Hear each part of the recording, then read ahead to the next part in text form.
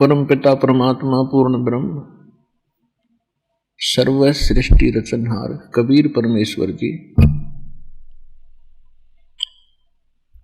अपनी प्यारी आत्माओं को यथार्थ ज्ञान देने के लिए वे स्वयं ही आते हैं।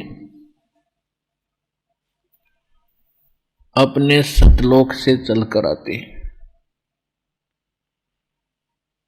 और वो गुरु की भूमिका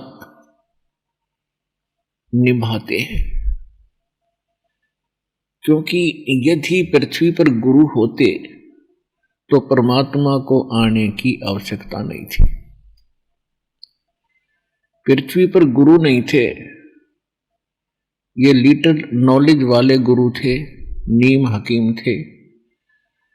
इन्होंने न तो अपने सदग्रंथों को समझा, इनके पास वो साधना भी नहीं थी जिससे ये कोई अनुभव ठीक कर सके परमात्मा के विषय। अपने पुराणों में भी इसका प्रमाण आता है। कागभूषण नाम के एक महापुरुष हुए हैं और एक गरुड़ जी जो श्री विष्णु जी के वाहन जाते हैं। इन दोनों की एक बार आपस में चर्चा हुई। कागभूषण कैसे हैं, उनका मनुष्य सदृश है, लेकिन चोंच और ऊपर का हिस्सा जो मुंह है वो कौवे का है, उसको कागभूषण कहते हैं।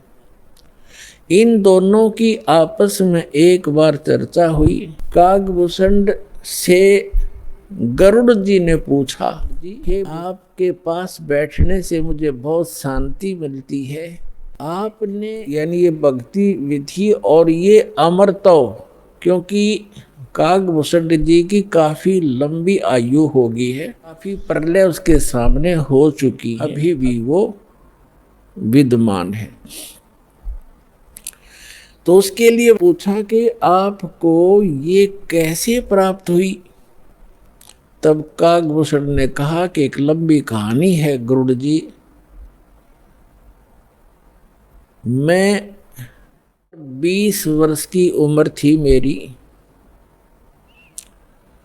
और एक भयंकर अकाल गिर गया।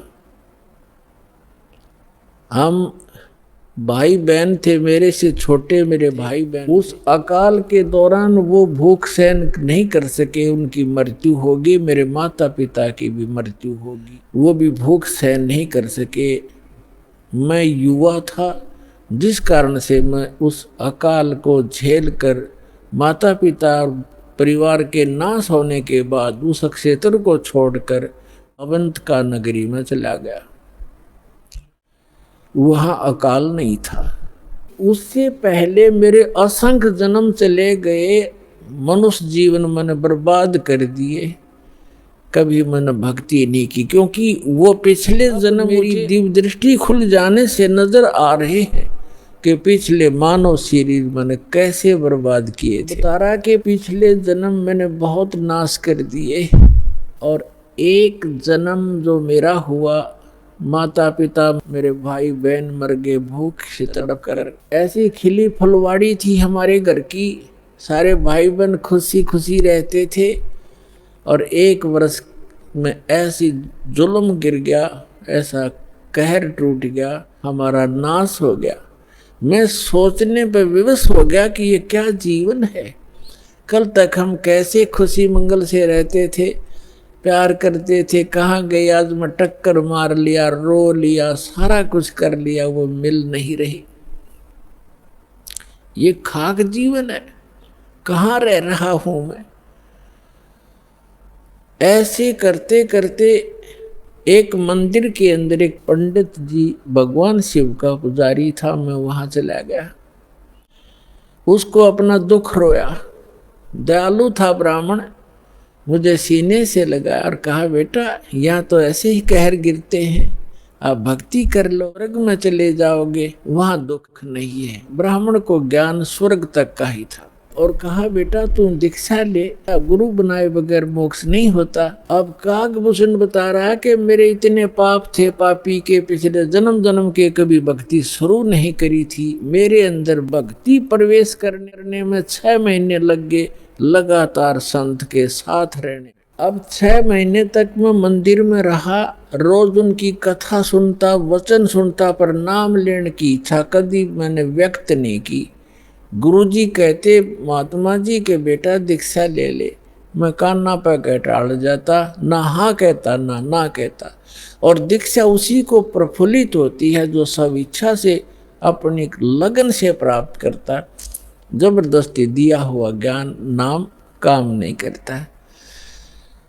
तो उस पंडित जी ने इसलिए उसको जोर नहीं दिया।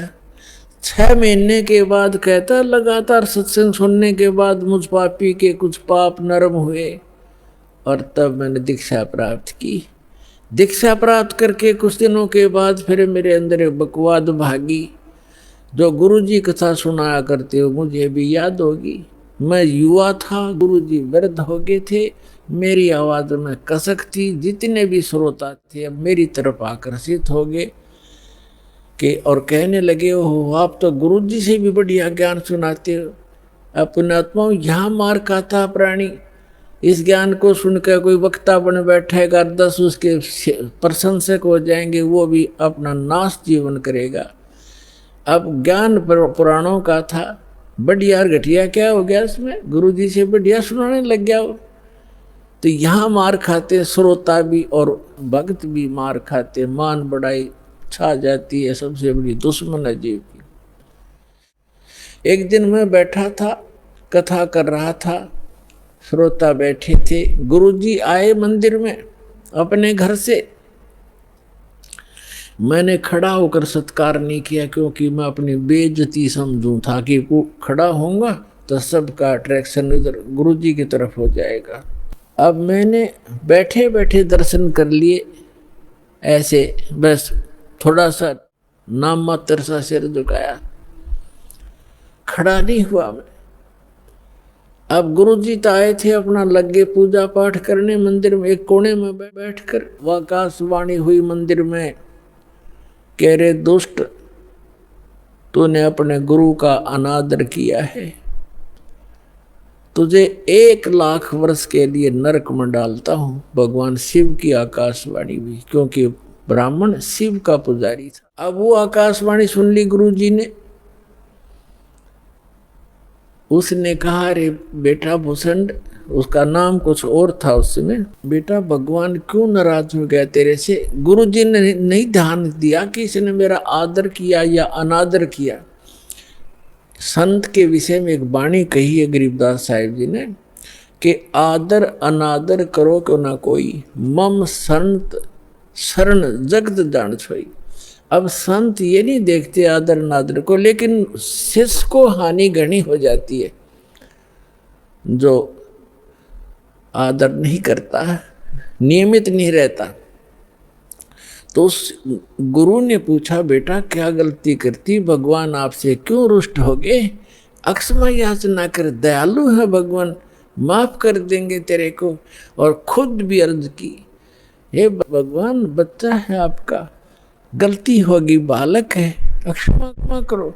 तब उसने आकाशवाणी की। फिर दोबारा भगवान शिव ने, जब ये निकम्मा व्यक्ति अपने गुरु का आदर नहीं करता तो मेरा क्या आदर करेगा। एक रिहर्सल करनी होती है गुरु जी को भगवान की तरह मानकर, क्योंकि हम जैसा व्यवहार गुरु जी के यहाँ कर रहे हैं तो परमात्मा इस रूप में आपको वहाँ ऊपर जा कर के आपकी परीक्षा लेगा। एक स्थान है मानसरोवर पर, तो वहाँ जो जैसा भाव आपका यहाँ वैसा वहाँ होगा, जैसे सोपन में होता है।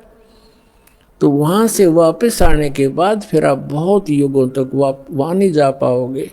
इसलिए एट प्रेजेंट आपने गुरु जी के साथ ऐसा व्यवहार करना चाहिए, ऐसा बोलना चाहिए जैसे हम भगवान से कर रहे हो।